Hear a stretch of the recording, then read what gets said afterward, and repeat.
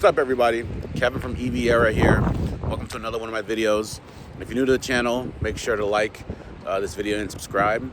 But as promised, I told you that I would show you the car that I am driving. I am a car salesman currently, and I do drive an EV. It's kind of rare to see that and hear that, because on the internet, people say that car salesmen, car dealerships, they don't like electric vehicles.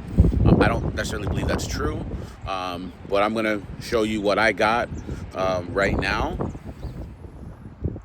So this is my car. It's a 2023 Hyundai Ioniq 5 SCL all-wheel drive. It's in Shooting Star matte. I'll make another video on that because it's actually unique having the matte paint finish on there. I have this car just about 2 years now, and I love it. Anybody who has an Ioniq 5, most of the time they'll tell you that they really love it. There's a lot of nice things about it. It's different than a Tesla in a lot of ways. It's pretty unique. It's stylish.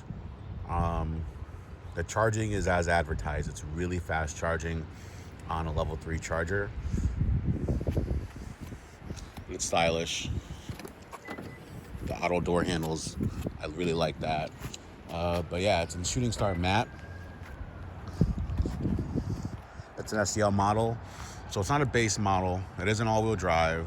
It's wicked fast. But I mean, in this video, I'm going to show you a couple things that I like and a couple things that I dislike about the vehicle.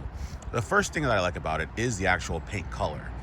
So it's pretty unique. So I remember the first time I pulled up to my kid's school with this car, and I bought it in the summer of 2023. The first time I pulled up to my kid's school in September, in the pickup line, anybody that has kids, they know about the school pickup line.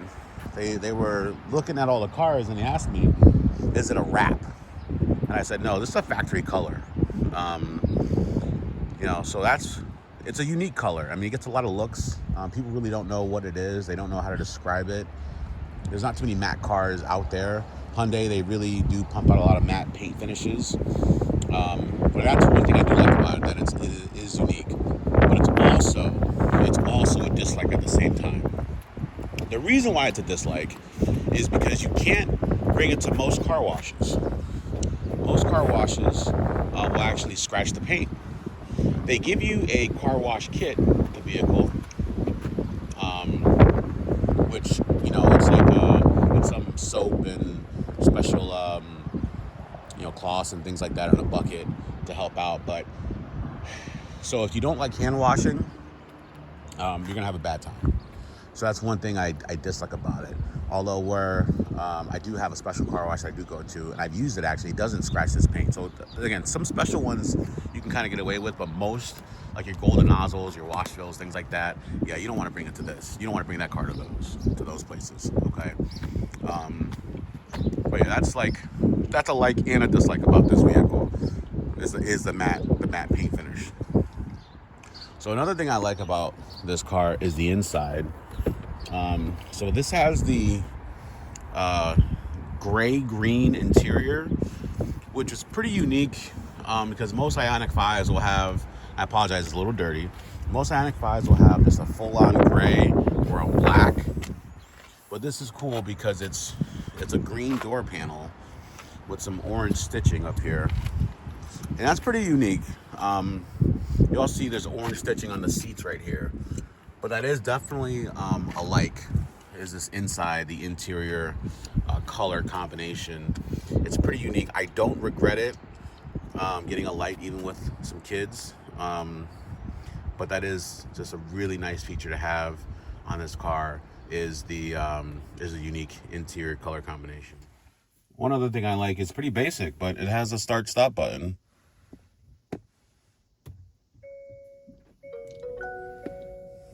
It comes to life just like that. Driver profiles, easy to access. But having two screens here, so again, I was just in a Tesla a couple days ago. You guys, if you haven't saw that video, I'll leave a link to it in the bottom. But having these two screen layouts, it's pretty cool. It's pretty nice. All your information's basically there. I mean, if you just want just a basic layout, this is your most basic layout right here. As you can see, you have your speed, your range. It's pretty easy to see. You're always going to have that there. You have your time as there, right there as well too, in the center screen, along with your battery indicator and percentage, your range. Kind of tells you a little map there in the corner. So it's pretty clean. You know, if you don't like a lot of tech, which this car has plenty of tech, don't get me wrong, but if you don't like you know, the big tablet style screen in a Tesla, you'll really appreciate this as well. You know, it's got buttons here that can change this screen. You got your different trips.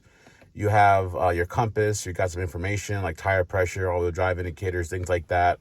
But most things that you might want to see: speed limit sign, what gear you're in, your odometer. You see, I drive this car a lot, 25,634 miles as of this recording.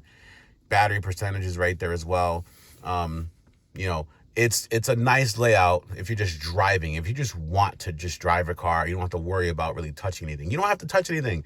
You don't have to, you know, you don't have to go onto this screen to shift gears or to change your mirror controls. That's all right there, which that's not bad in a Tesla if you get used to it. But a lot of people, if this is their first EV, they kind of like some things that their normal gas car has. So it's not a big learning curve to just get in this car and drive it. Anybody can drive this car without really having to think about it too much. The other thing I really love with these cars are these paddles right here. So they're not paddle shifters. There's no transmission, obviously, in this vehicle.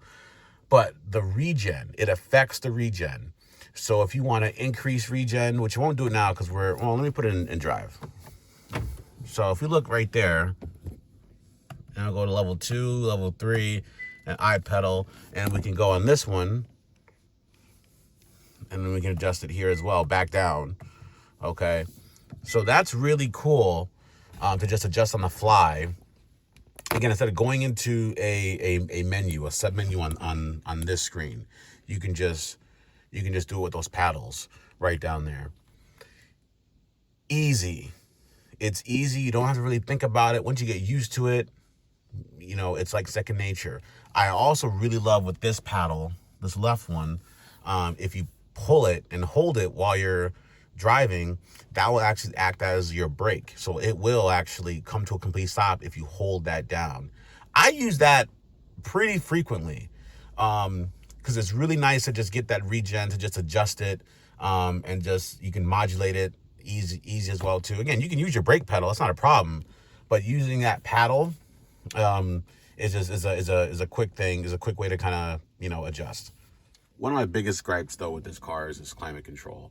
Now they fixed this in the 2025 model Ioniq 5. Now it's not, the system works. It's not that it doesn't work. Okay, you can just push auto and the system comes on just like that. Okay, and it's got your 3 stages, so you can do high fan, medium fan, low fan. But the problem is the heated seats and the heated steering wheel. There's no button for that. So if you're looking at a used Ioniq 5 or a leftover 2024 or 2023 model, just remember this: to access your heated seats, you have to hit the warmer button. And it's kind of, you know, you go right here, you can adjust it. And once you do it, it's fine, but it's a couple button presses to do that. When you're just trying to just get your heated seats on or your heated steering wheel on, you have to push warmer, okay? Now when you're in CarPlay, you know, it takes the CarPlay off again temporarily. It's a first world problem, but again, something to just remember: there's not a hardware button for it, okay? But keep that in mind. Another gripe that I have is this USB port location. That one, it is the only one in this car that does data. Now you have some other USB ports right down there, but that one does data. So you know where I'm going with this. There's no wireless CarPlay or Android Auto in this car. Now again, they fixed that in the 2025 model, but if you're looking at a used Ioniq 5, which there's some out there, keep that in mind, okay? Now, it's on a bad USB port. I mean, there's some reports of some failing in other models. Mine still works, but it's just a bad location. It's just a bad location for that data port, combined with the fact that it doesn't support wireless CarPlay and Android Auto, which again is not necessarily, to me it's not a deal breaker that it's not wireless, because it does charge your phone at the same time, and it only takes around 3 seconds to plug it in. But still, other cars in this segment, in this class, they had the wireless CarPlay and Android Auto. But again, it's not the end-all, be-all for this car. Okay, but it is a small gripe. What a lot of people also don't talk about is the parking sensors in this car. Now, there's parking sensors front and rear, which is great. The problem, though, there is a small problem. It's the fact that they are pretty sensitive when you're driving. Other Ioniq 5 owners, they might be able to tell me and agree with me, when you're driving behind certain pickup trucks with tow hitches, and you're just coming to a red light or a stop sign or whatever, you're getting behind it, that sensor just seems to, just go off. Boop, boop, boop, boop, boop. Now, you can easily shut it off right here, okay? But the problem with that button, I kind of get why they did the way they did it, but the problem with it, once you take it off and you start driving again, if it's like stop and go or a couple lights in sequence, it turns itself back on again. I turned it off for a reason. But I get it. But that's just, again, that's a small dislike. A small dislike about this car is those parking sensors. They work. When they grate, they work, but they're pretty sensitive with other cars. And then when you shut it off, they come right back on again. I guess that I kind of understand why they come back on again.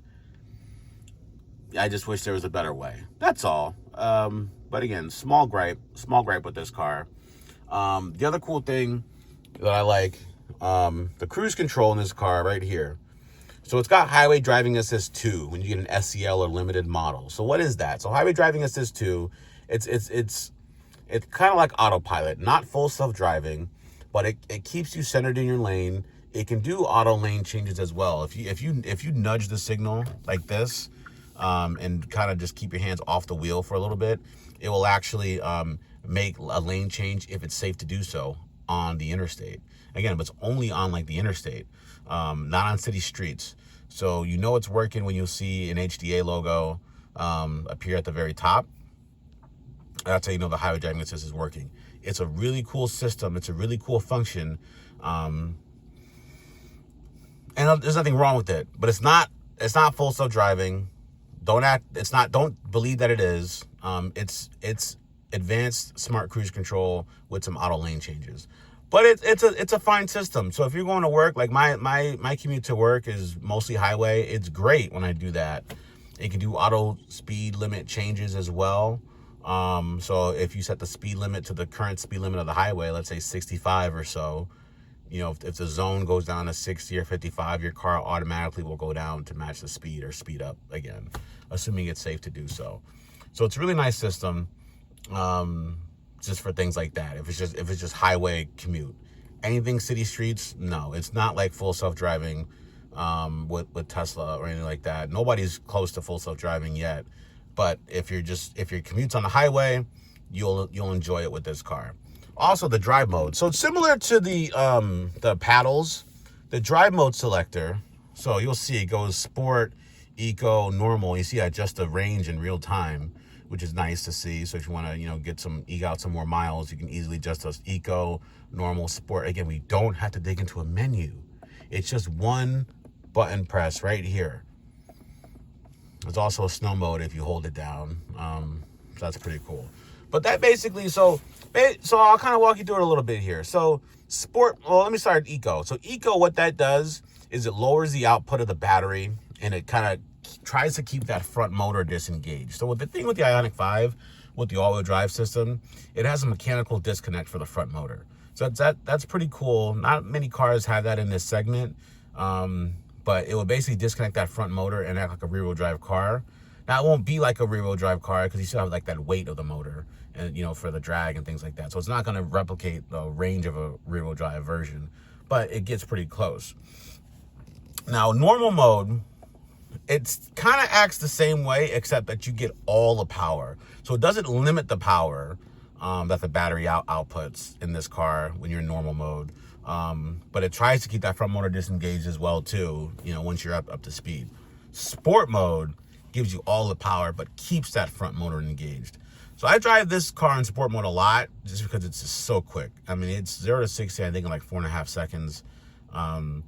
This was my first EV, so experiencing that was really, really, really cool the first couple times, and it still is. But you get all the power all the time in sport mode. And then snow mode, basically, it affects the regen braking system, and it keeps the motors engaged as well too. I tell you what, this car in the snow is a beast.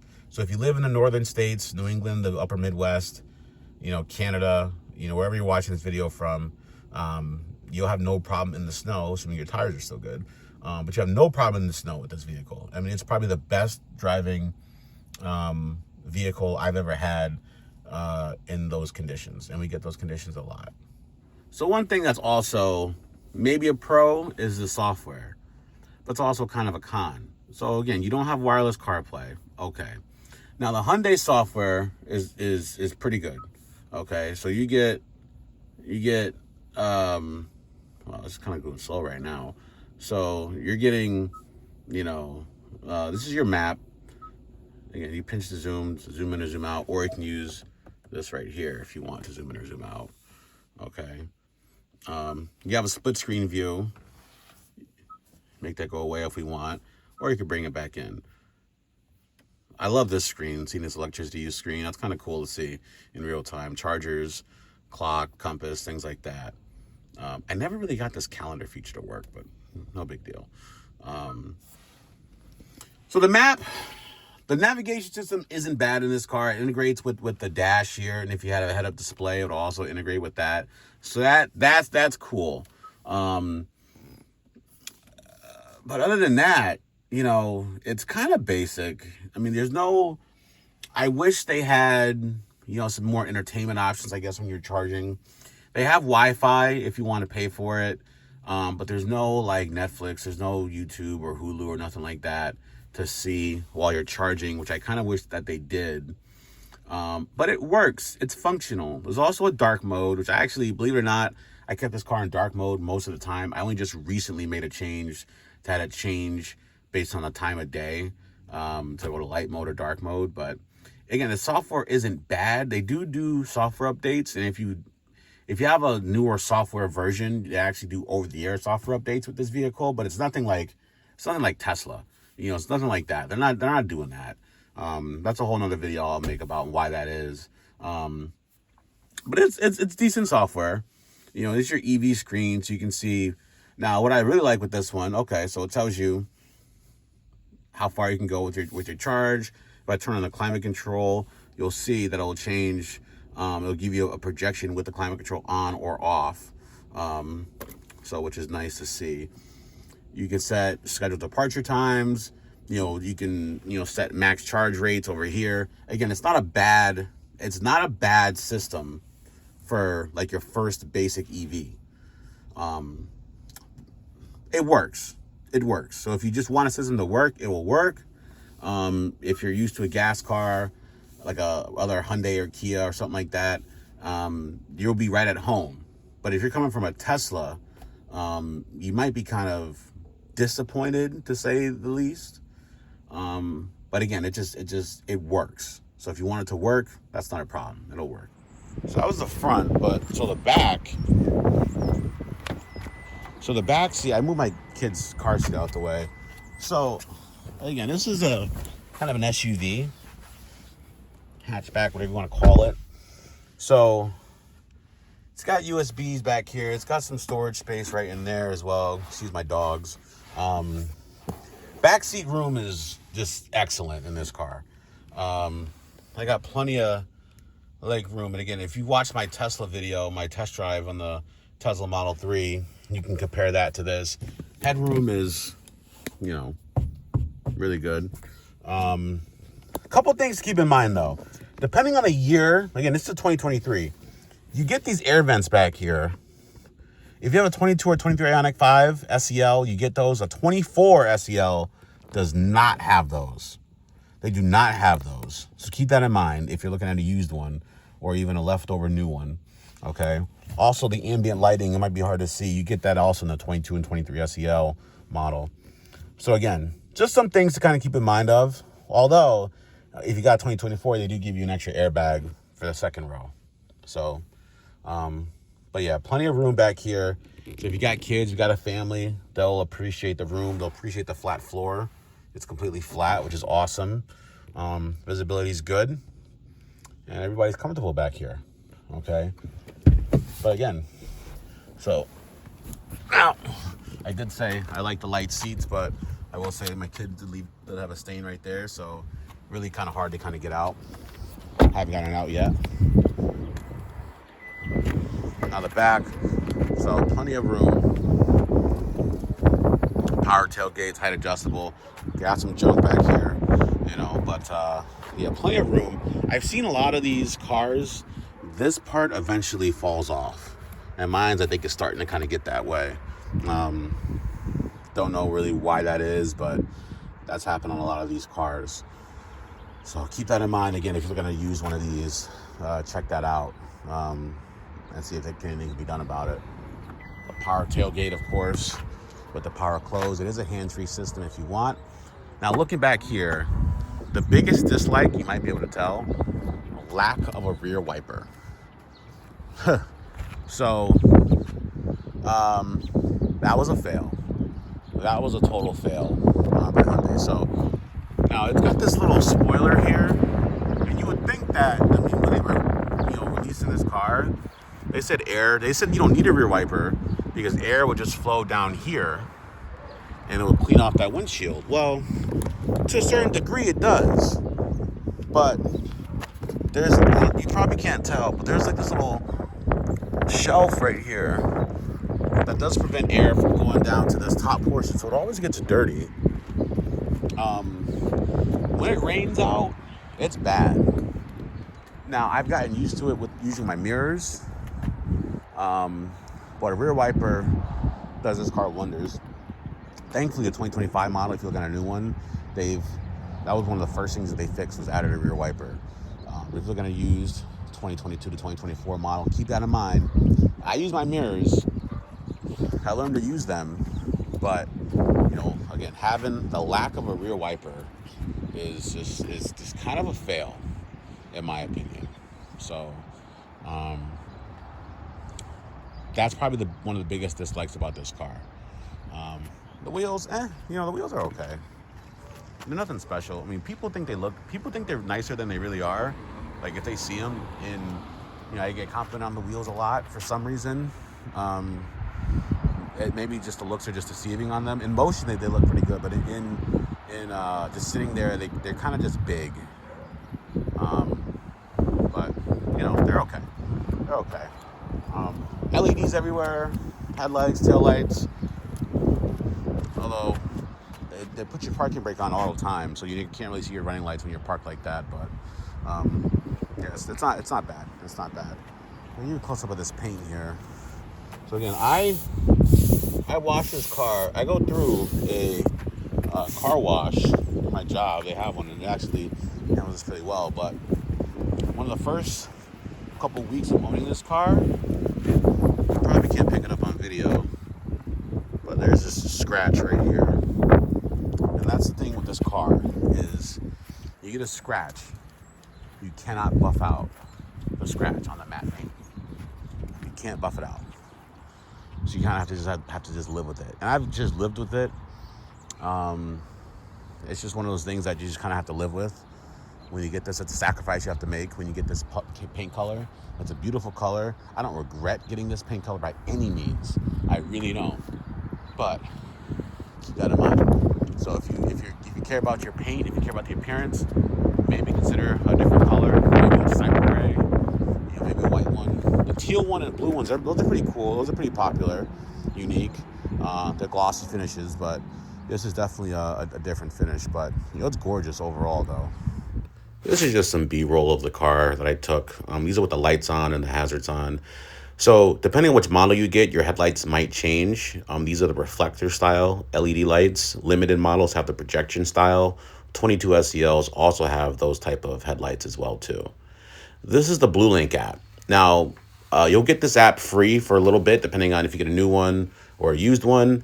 But just walking through a little bit, this app is really cool. I do think it's worth the price after your trial period. So just try it out, make sure you like it.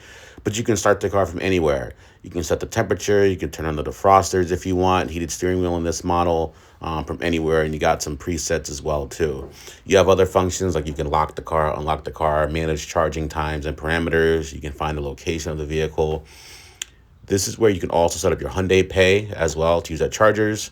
Another video about that. You can also see your service schedule, and also you can check your vehicle status. So if you weren't sure if your car was locked or unlocked, you can find out there. You can also see how's your key battery doing, how's your headlights doing. It tells you just some basic things going on, so you can always just make sure your car is working in tip-top shape.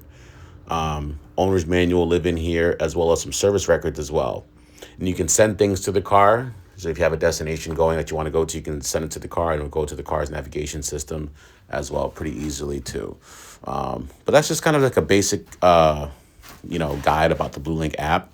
I think it's a really cool app. I think that everybody with this car, they should use it. They should definitely subscribe to it, at least for a little bit for the trial period, to give it a go. I still got some time left on mine, so I'm going to use it, and I might end up paying for it if I keep the car, which that's another video as well. I hope you guys enjoy this video, and if you're new to the channel, which I'm assuming most of you are at this point, don't forget to give it a like and subscribe. I really appreciate it. I'm trying to grow this channel, get some great content to you guys out here, trying to do this thing about, the EV lifestyle. But yeah, hit me up with any questions in the comments below. I'll make sure I answer every single one of them. But overall, generally, love the car. And I think you will too, if you're in the market for one of these. And again, my name is Kevin. This is EV Era. See you guys in the next video, and let's go for a ride.